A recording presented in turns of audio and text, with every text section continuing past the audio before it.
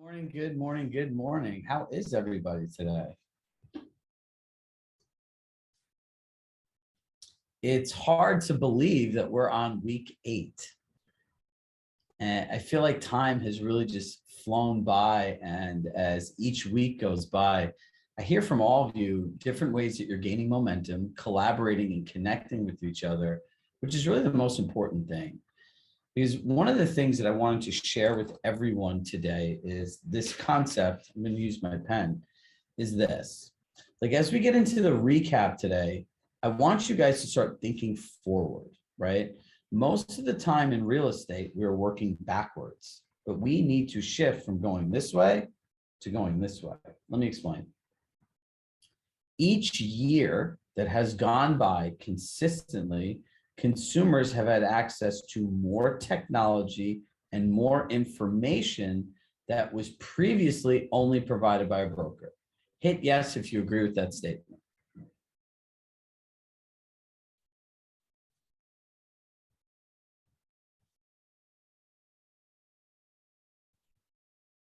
And I love my friends on the West Coast at 6 o'clock in the morning that you're here. That really does inspire me, Kim and a few of you others. So here's what we need to start thinking about. If we know that the amount of information is going up, we need to start planning for the future versus being reactive to today. And this is why all of this stuff that you've been learning is very relevant and will continue to be relevant regardless of what happens with the market. See, there are two concepts that I want to share with you before we go into the recap that I'm noticing from just market trends, the economy, coaching conversations. You know, I had a 3-hour flight to Miami 2 ways, and I sat there and literally this was all I was thinking about. It's like, what can I do for our community to help people stay ahead? Because traditionally in real estate, these things happen and we're always playing catch up, right?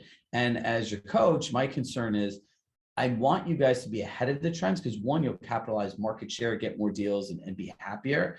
But the other part is what's going to happen, I believe, in the next 12 to 24 months is going to hurt people's businesses the same way when internet leads came out and people like, oh, I don't need to do that. Right? And those brokers became obsolete. So when you look at this curve of more information, more information, more information, there's two things to that. Number one, the buy-in to get a new consumer today that has access to all this information is going to be much harder than the past. It's number one. Number two, if you think somebody that's buying $1 million home or apartment, wherever they are in the country, that's spending about $250,000 of their own saved cash is not on the internet 2 to 3 hours a day, looking at data, properties, what's sold, you're crazy. It's going to leave you in a bad place.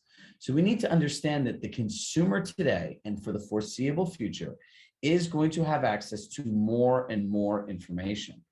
So what does that mean for us? People that can meet them where they are and understand how to have these conversations will win. People that don't do any of this stuff, that don't change, that don't practice, that don't know how to have these dialogues will lose. Because they're going to be saying the same things that they already get, that they're getting for free. And quite frankly, in many of these cases, the consumer might know more about it than the agent. Does that make sense to everybody? So it's this concept of working forward, right? And when you think about goals, you think about destination versus directions. A destination is an end point you go to. Directions are how you get there. So if you look at your destination of how do I future-proof my business, right? Like, what do I need to do that regardless of the economy, the market, or what's going on, my business is recession-proof, future-proof. Then you get into the directions. How do you get there? Those are the systems, skills, habits that we're all sitting here talking about, right? So as we go through the recap of sharing the market, getting our clients to accept the market today, doing multiple offers, this is why this is more important than it ever was before. Does this make sense to everybody? Like, look, I'm the internal optimist, and the other part to this is the people that do this are going to take advantage of a massive opportunity that's going to be created because the consumer today is changing, right? Think about it. There's never been a market where the amount of inventory goes up and prices still appreciate. There's never been rising interest rates and inflation all at the same time like this, throwing a war and all this uncertainty in the country and all these different things that are going on. Right. And the last thing I want to say is just to take a moment and, you look at what happened in Texas and everything. And the one thing that I've been sharing with people is how precious life is. And look, in the end, we all put our hearts into our job. And I'm not telling you not to do that, but everyone give themselves a break today. Right? Like, be present and look around at what's in front of you, the people, what you've worked for. And remember, the person you are today is a person that you were striving to be at some point in your life. Don't get stuck with destination happiness. Destination happiness is what I call the curse of the human soul. It's like, when I get there, I'm going to be happy. When I get there, I'm going to have this. You don't know if you're going to have this, right? So, take some time each day for yourself. Be present, love yourself a little more, be kind to others, and just give yourself a break. There are far too many of you that take this job way too seriously. Literally. Like, honestly, like if somebody told me 10 years ago that I'd be doing this and I'd be dealing with anxiousness, trauma, right, and stress, panic attacks, that's not, you're helping people fulfill a dream.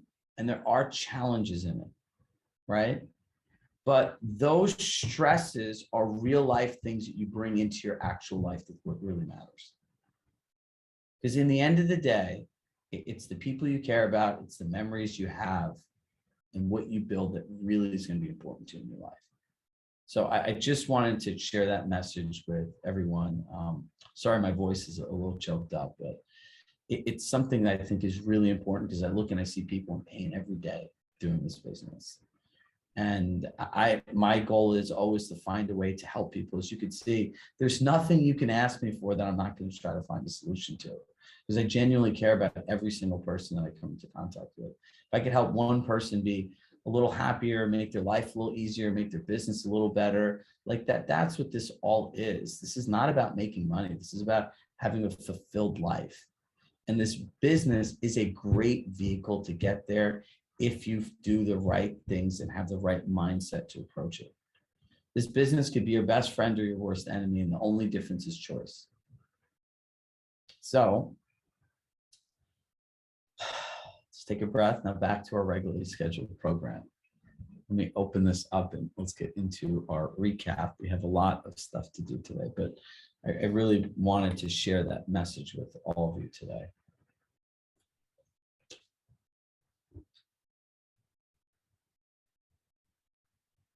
Someone just sent me a message. Was that planned? No, it was not planned.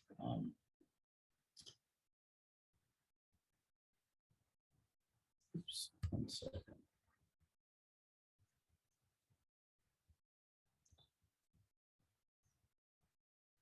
All right, today's roadmap. We are going to go through accountability groups. We're going to talk about session 4, 5, 6, the review, and creating lasting habits. So thank you to all of our accountability coaches. We've had literally every week hundreds of you go to these groups. If you have not, send us a message. We'll make sure to get you connected. Remember, this is about collaboration, community, and continuity, right? Learning without application, all this stuff is worthless. Like, I love seeing you, but I love even more hearing your stories, the connections you make with each other. Remember, life's about 2 things: connections and meaning. The connections you make and the meaning associated to them, and we can all grow together. So thank you to our accountability coaches for what they did. Can everyone share with us their biggest takeaways quickly from sessions 4, 5, and 6? Who has some great takeaways they want to share?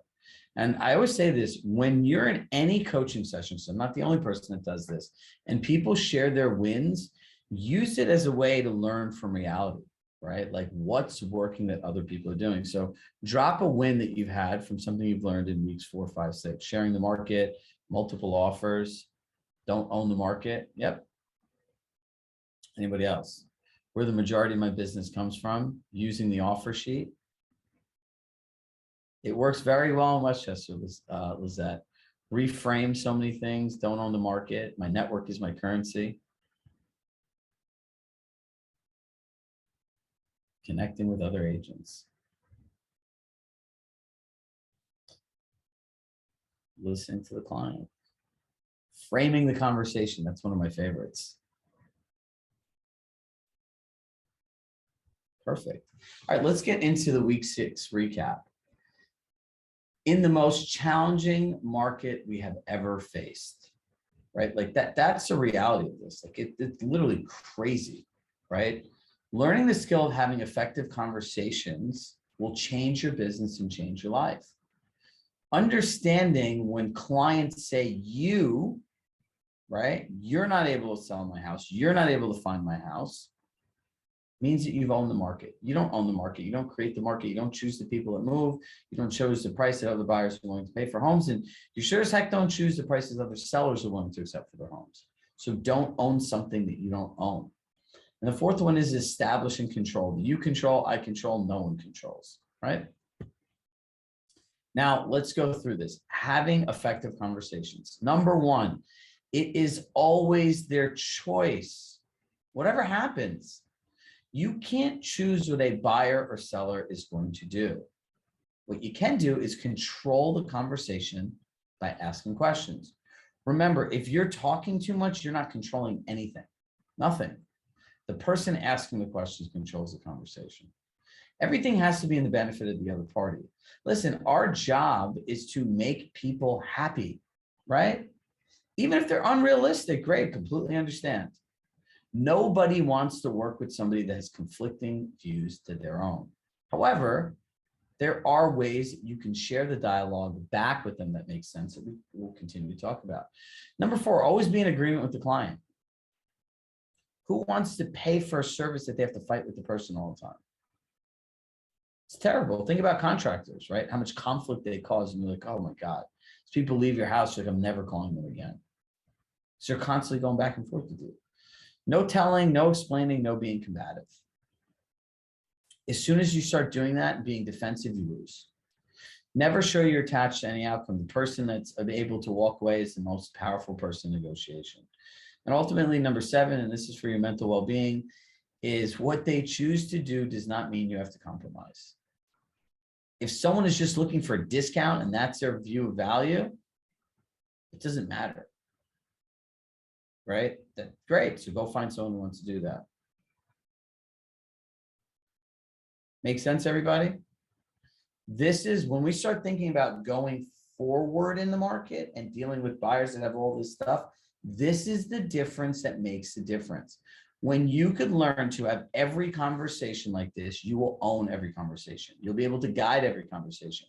Every person, regardless of what they decide to do, will feel good and thank you, because the conversation was about them, their goals, their destination.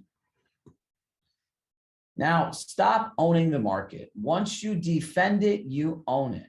So if they want to be delusional, that's fine. It's framing the conversation, right? Do either one of us control what other buyers are willing to pay for homes? No. That's it.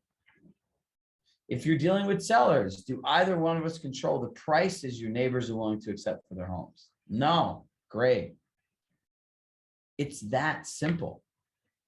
So when somebody has a belief, a thought of, hey, look at this book, you know, it's a nice book, but it's not really updated. It's not like the nice big journals, but they want the same price. And you turn around and say, well, you know, if you're looking at the comps, these are what these are selling for. And that's what that's like. Now you just own the market, right? You're defending it as if it was your kid. Not the case. Other people, like other markets, are created by people's choices, not by your perspective. So the other one is, it's all about control, right? You control, I control, no one controls, right? So let's talk about sellers. As a seller, what do you control? You control the price, you control the condition, you control the terms that it's available on the market, and ultimately accessibility. Now, as an agent, you control marketing, the visual story the home tells, the story, how you go about negotiating, and ultimately the customer service and providing a great client experience. What does no one control? Economy, world events now, inflation, interest rates. And the last one is, do either one of us control what your neighbors are willing to accept for their home? No. And ultimately, it's what you can control as the owner and what I can control as the agent in partnership working against what no one can control. This creates that us versus them. Because what you did is you made somebody else the villain. So when they're all pissed off when you go through the comps about what the price is, you just shake your head and be like, yeah, you know, it's unfortunate how this is affecting us on the choices your neighbors have made for what they're willing to accept for their home. Us, right? Can we all do that? Hit yes in the box if that's something you all feel good about doing.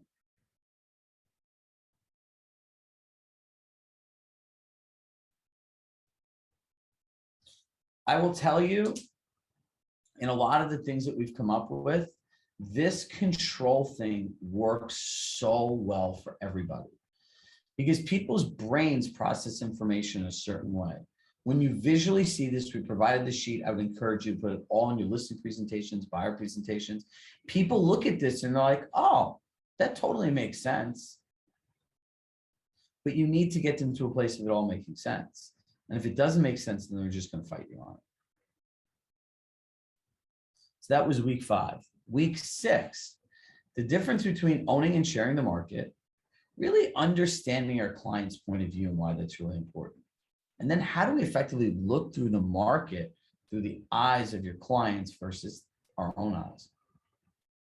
The 3 key indicators when sharing the market, the difference between asking and telling when sharing the market, and how to deal with clients who still want something different after sharing the market. Now, this is really where the rubber meets the road, right?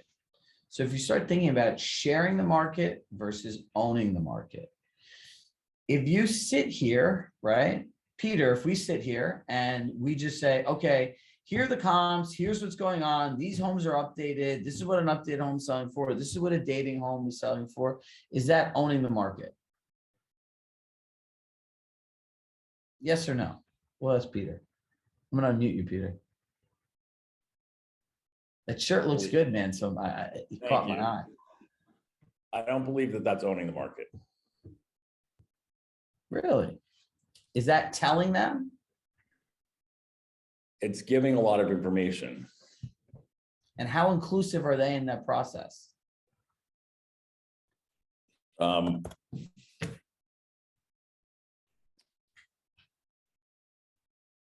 Partially. Because they're the listener, correct? Yeah. So what I want everyone to do is realize this. When you are sharing something in that form of communication, it's as if it was yours and you're sharing it. Like, you got to remember, a lot of this is psychology and how people process information, right? If I'm just telling you something about how to do your business, right, and I'm not asking you and I'm including you in the conversation, they're like, oh, this is Chirag's process, right? Like, then it all of a sudden becomes mine, right? Well, Chirag said this, or that's the way they told me to do it. Well, really, it's not has anything to do it, right? Like, I could talk about Compass tools and you'd all think that.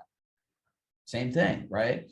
So what we have to realize is when we do lecture style market presentations for comps, whether it's buyers, sellers, that's how they think we own the market. Because once you're talking about it, this is this, that's that, in a person's mind, like, okay, like that's what it is, right?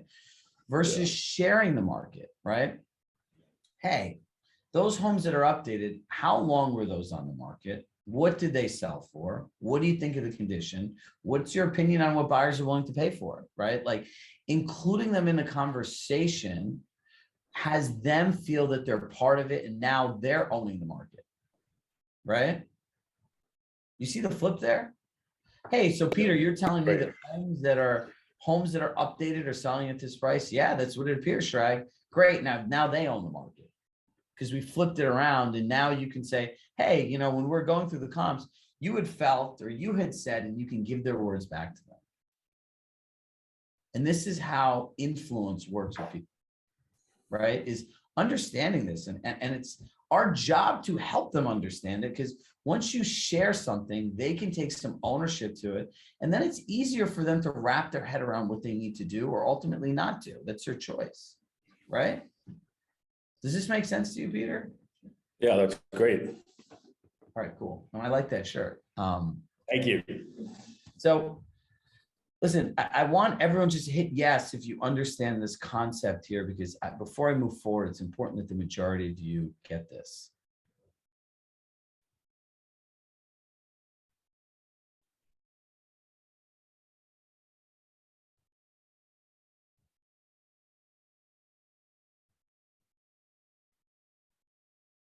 You know, I said to a client the other day, I said, everyone's trying to master the majors, but really what people need to do is master the minors, because they are really the majors. Like, this is very simple stuff for us to do, but we never actually learned how to do it. I never actually did it. So therefore we end up in these uncomfortable situations. Now, the next thing is asking them where they are, right? Based on your research, what is your view of the market? As soon as you do this with somebody, they're going to tell you everything.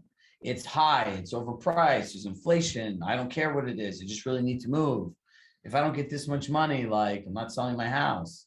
I think I can get 20 offers and $1 million more, because people don't have a place to go.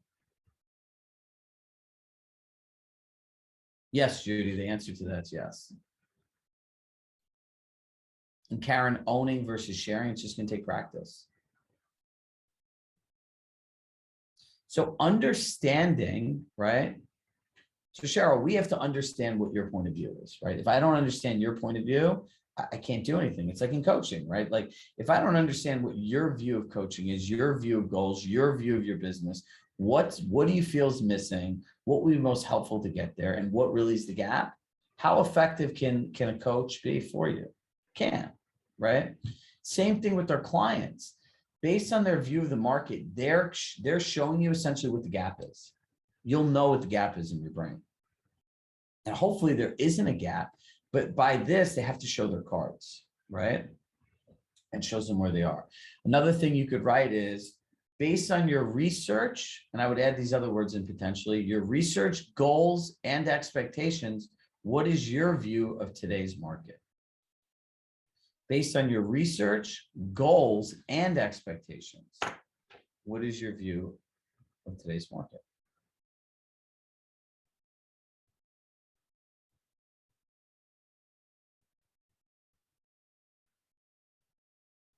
And then let's look at the market through the eyes of your goals and expectations. So let's talk more about this. Now, their goals and expectations are, everyone is overpaying. That's one very valid, forward-thinking goal, correct? Another one is, you know, prices should come down as much as rates have gone up. For $3,500, you get a mortgage of $804,000 in January. In today, for $3,500, you get a mortgage of $644,000. There are a lot of buyers that feel that those things should line up and match. Well, that doesn't make sense. Like, it should come down. If what I afford becomes less, you should take less. So when they're saying that, we need to be able to provide data to back up what we're doing, right? Like, great. So you feel, right? You feel that what other buyers are willing to pay for homes is overpaying. Yes.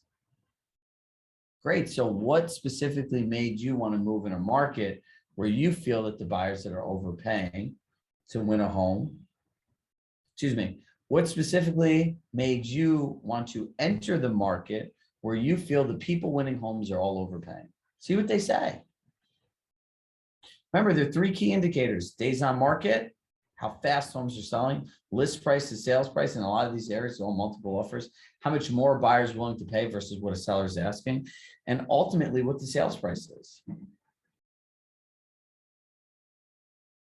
And when sharing this, ask them the question, right, Judy? It's like, how many days was this on the market? Was this more than you thought, less than what you thought? Oh, it was less than what I thought.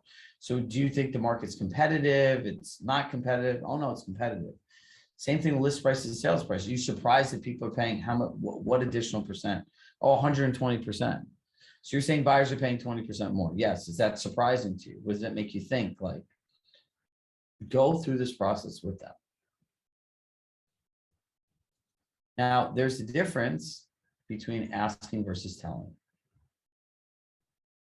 If you start asking them those questions, the way that we frame them about days on market and everything else, their brain will process it different versus you telling them, look, these houses, the last 3 homes that sold have sold in under 10 days, which means it's a very competitive market. As you can see from list price to sales price, buyers are paying on average 118%. So they're paying $18,000 more than listing price. You see how that sounds? It's going to cause resistance because that's what people have to salespeople.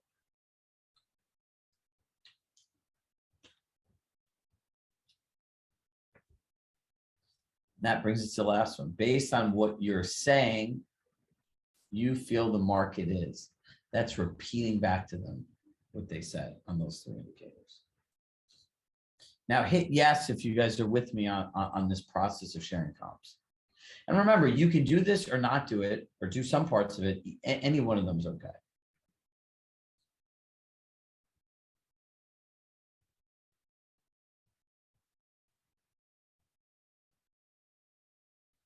Got it. Is anyone confused?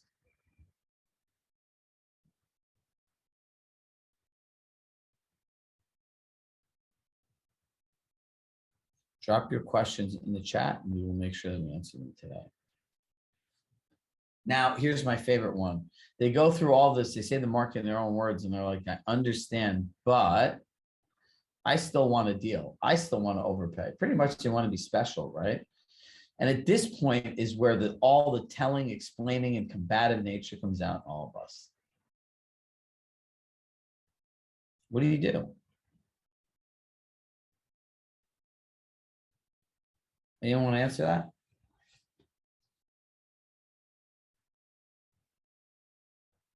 What do you do? Someone walks you through the entire process. They say it in their words, but they still want to pay less. You ask them what a deal is to them, ask them more questions. Yeah. Let them learn the hard way. I like that. But that's on your time. So that part I don't like. Okay, so here's what you do. You could say, I completely understand what you're saying.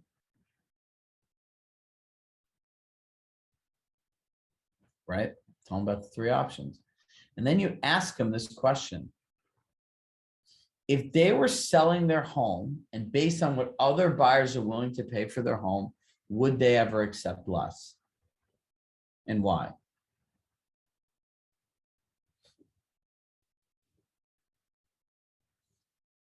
They're going to tell you, no, I would not do that. And you're going to say, okay. And then you could go into the 3 options. You could ask them what your plan B is. But look, you have to map all this out, right? If we map out our process to different variables, again, look, this is what thinking forward is all about.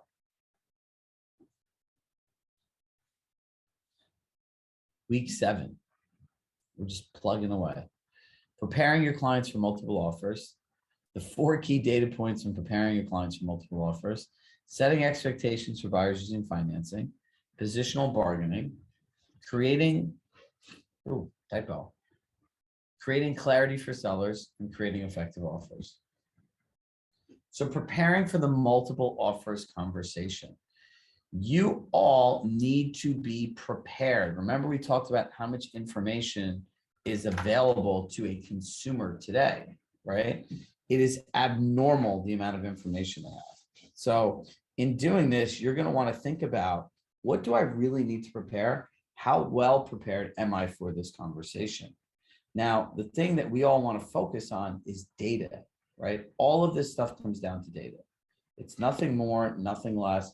And once you understand the numbers, you don't have to own the market. You can share the market effectively, right? Now,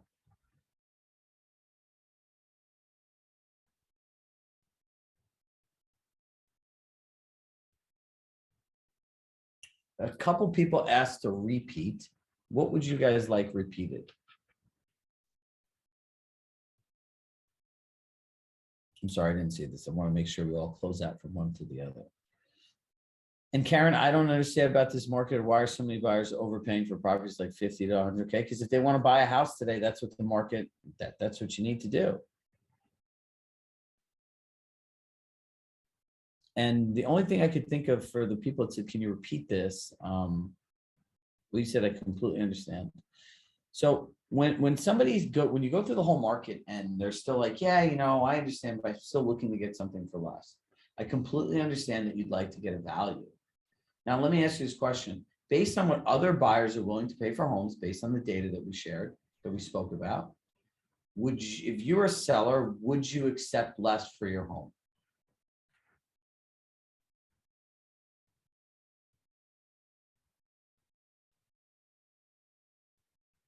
Right? So that's the way that you shift this.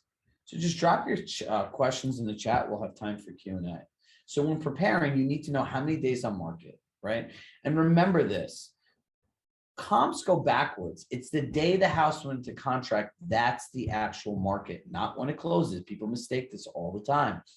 Average time on market from when the house hits the market to highest and best. I go back to the market days and to the agent only remarks and figure out what that is, right? So you can tell your client on average, 80% of the properties that go into multiple offers have a 4-day window, right? Based on the past sales. You want to know the list price, the sales price, and ultimately the percent sold via financing versus cash. Because you're going to have to prepare your people. In a heavy cash area, we could do everything we can do, and the seller could still not take our offer. If you're not telling that to your buyers in the beginning, this is what happens. You have clients in this crazy market that people do all the stuff that you tell them to do, and then they still don't get the house. And then at that point, they don't think it's a market, they think it's you, because we never frame the conversation properly from the beginning. So you need to set the expectation. You need them to understand that this could not work, and that's okay too. Positional bargaining, it is the most ineffective way of negotiation. Now, your home, for most people, right, unless you're an investor, is a highly emotional thing. It's a place people raise their kids. It's a place people build memories. Like, there's so much associated to your home, so much personal thought. Now, when you make an offer that says May 26th, buyer, Chirag Shah, agent, Karen Scott, I'm just making this up, 20% down, 60-day closing, mortgage inspection contingency with a lawyer's name. That's me taking a position, a fixed position on somebody's home. And depending on what type of client is on the other end, they're going to have an emotional reaction versus a logical. And the second part of this is creating certainty versus uncertainty. Again, when you have those vague offers, what does the client really want? Everyone wants certainty, right? Your brain is built for certainty and comfort, right? That's why we all operate the way we do. And that's why we don't ever change, a lot of us, because we like the certainty of knowing. It's like the statement like, oh, you're better off staying with the devil, because at least you know what it's like. That's certainty. Now, sellers want certainty too, but as agents, are we really creating certainty? People send these random emails that are like, my buyer wants to offer 20%. Like, this is like in an email that looks like this. Or how many agents have gotten these text messages that have offers? It's like, are you kidding me? There's like no information. There's no pre-approval. You're texting me an offer. And people wonder why real estate agents are going obsolete in some ways. Because you have people doing horrible things like that. If you're buying a home and somebody was text messaging an offer to represent you as a buyer, would you ever want that? No way. But there are agents everywhere that do this. And hopefully none of them work at Compass. Don't do that. Now think about how much different this offer is. This is very different, right? And we went through this. We provided you the template. It's good to go.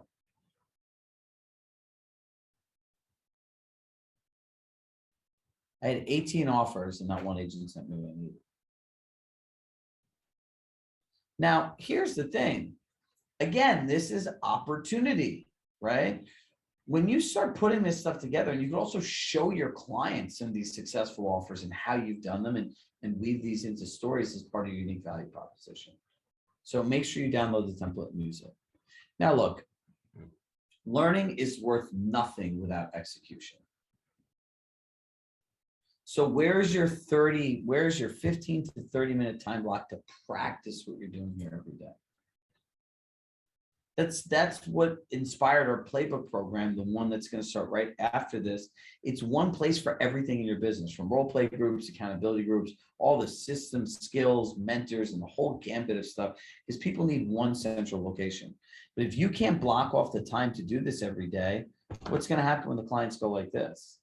And on the flip side, if we're going backwards, that's why our past clients that are here that already bought into us we have to nurture these people like never before, because they've already bought into us and they'll recommend us without a problem, versus dealing with a newer consumer that has all different information, values, and everything else. Now, here's everyone's challenges in execution. I don't have time. This isn't for me. This is uncomfortable. I have a hard time staying focused, and I'm easily distracted by calls, emails, and texts. I wish someone could do this with me. I don't have time. Go look at the screen time on your phone. I guarantee you, between Instagram, text messages, and email, it's there. This is not for me. If you're saying that, that's exactly for it. It is for you because you're just uncomfortable. This is not for me is being uncomfortable, right? This is not for me is somebody like this that thinks they're going to be a professional athlete. Like, that's not for me. It's just never going to happen, right? Like, real estate, however, is a business that anybody can learn. It's for everybody. Look for discomfort. Discomfort is part of growth, right? For all of us that have kids, you would never tell your kid if they're playing in a band and they weren't good at an instrument, be like, oh, I'm a little uncomfortable. Okay, you should just stop. You don't need to do this. Let's just go do what's easy. That's what we've become doing. Staying focused, start working in 15-minute time blocks and learn the discipline of the ping, the ding, the ring is nothing. It's actually a distraction that takes you away at the end of the day from the things that matter the most. I wish someone could do this with me. They can. Join an accountability group. Go on our forum, right? Look at how many people post. And instead of just posting your own thing that says, I'd love a role play partner, go comment on somebody else's. Be the initiator. And look, let's make this simple together, right? So it's like 60 minutes of focused time will change your business and life. Adopt the how can you make this work mindset. Become comfortable being uncomfortable for limitless growth. Remember, have the 2-tab rule, right? Like, you don't need to have all these tabs open unless you're doing research. And when to turn your phone and email off. And find a friend in the group and do it together. My fundamental belief in life is everything in life is simple. People make things complicated. We all make things complicated. You know, in banking and mortgages, there's this term called an overlay. An overlay is an additional condition on top of the Fannie and Freddie Mac guidelines. Like, Chase had an overlay, I don't know if they've changed it, that an authorized user does not count as an open credit line. Now, in these other banks, it does. So don't put overlays on yourself. Like, you just need to get started. You need to take what you have here and actually take the time to implement it. No one is doing this. Nobody. I've done over 10,000 hours of coaching sessions with people at Compass. It's just crazy. So I know what people do. I know what people don't do. I know their reactions. I know their excuses. I also know people's wins and what successful habits will do. So we have some more time. I want to open this up for Q&A.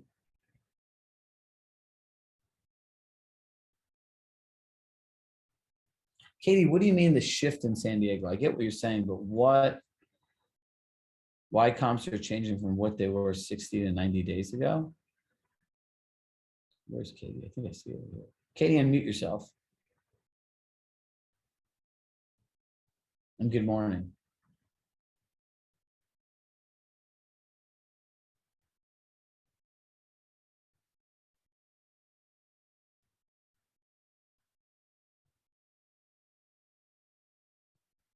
Can someone unmute Katie, please?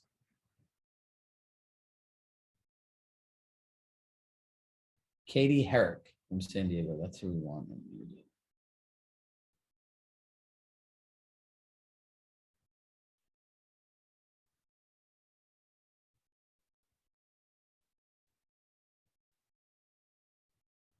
All right, I found you, Katie. All right, go ahead.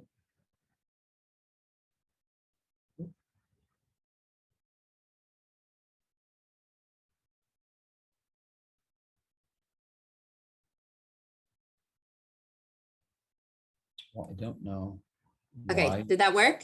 Yes, there we go. Okay, good morning. I'm glad you guys can hear me because I was talking to a blank screen. So what I'm starting to see in San Diego, or at least in condo space, it's, you know, kind of the middle ground in that 7 to 900, which is right before the true luxury. I'm seeing things sitting on the market, and I'm also seeing a lot of different homes pop back up in the market.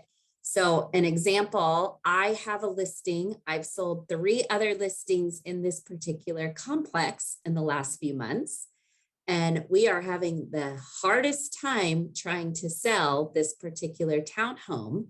I have 2 others that are going to be very challenging that are coming up on the market as well. I think because of the rising interest rates and HOA fees, and possibly complexes that the reserves maybe aren't as strong as other communities, yet these homes were selling in 3-4 days and all going over list price. So how do you start explaining that shift to sellers when you were using comps maybe from March and April, and here we are Here's now a almost in perfect June? example. Hold on, let me find this thing. I'm gonna move fast in real time here, so it shows you. Hold on. Let's see.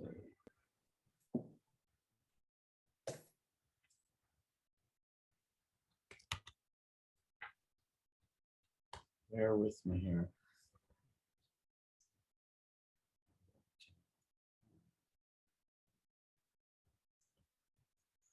All right, so I would everyone go to their mortgage lender, right?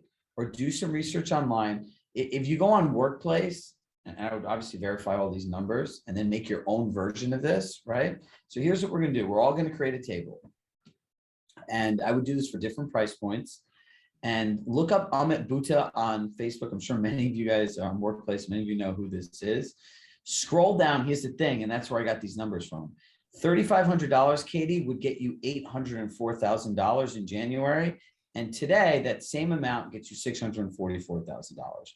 So the logical explanation to a seller is like, look, at this price, there were more buyers, right? Like if $3,500 was your max budget in a mortgage, you could buy this house for $804,000. Now, if your max budget at $3,500 is $644,000, do you think now we're appealing to a different buyer group? Yes. Well, does that mean that their expectations of what they can afford come down? Yes. And naturally speaking, when rates go up and what you can afford goes down, the amount of available buyers for any piece of inventory changes, right?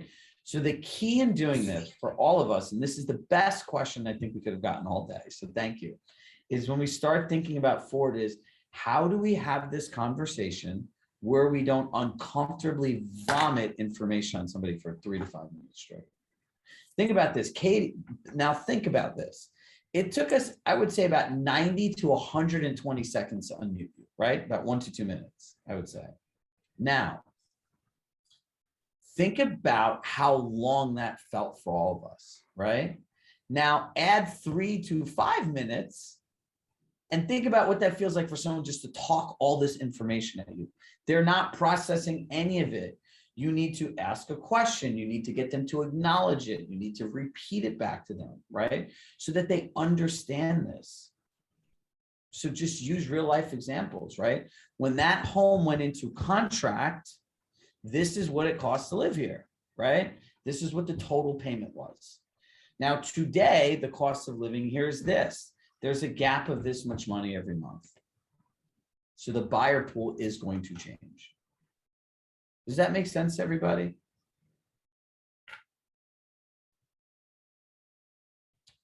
The Workplace, hold on.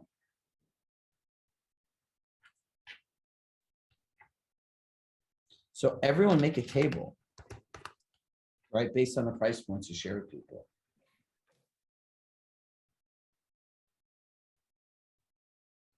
So Fritz, one of our great sales managers out here in New York City, rising interest rates is one of the reasons why buyers' demand is coming down. Number of buyers pause their house shopping because they're spooked by stock market weakness and uncertainty about the war in Europe. Look, and the other thing is, to piggyback on what he said is, if you go back to January, facts, right? Were people at around a 3% interest rate, were people happy based on the amount of appreciation in homes, what they could get for their money at 3%? No, they were not happy, right? It was like, oh my God, like even having max affordability with how much homes have gone up there, like even for like $3 million in Westport, you look at a house, you're like, seriously, like for $3 million, like this is what you see? $2 million is what you see. Most people, when they think of a $2-3 million house, they're like, wow, this would be my dream home. And now the rates have come up and those prices are still the same thing. So things are going to change. So what I encourage all of you to do as we wrap this up is learn to ask the questions, right? Figure out the right questions to ask the people so that you can effectively have these conversations so they're in alignment with you.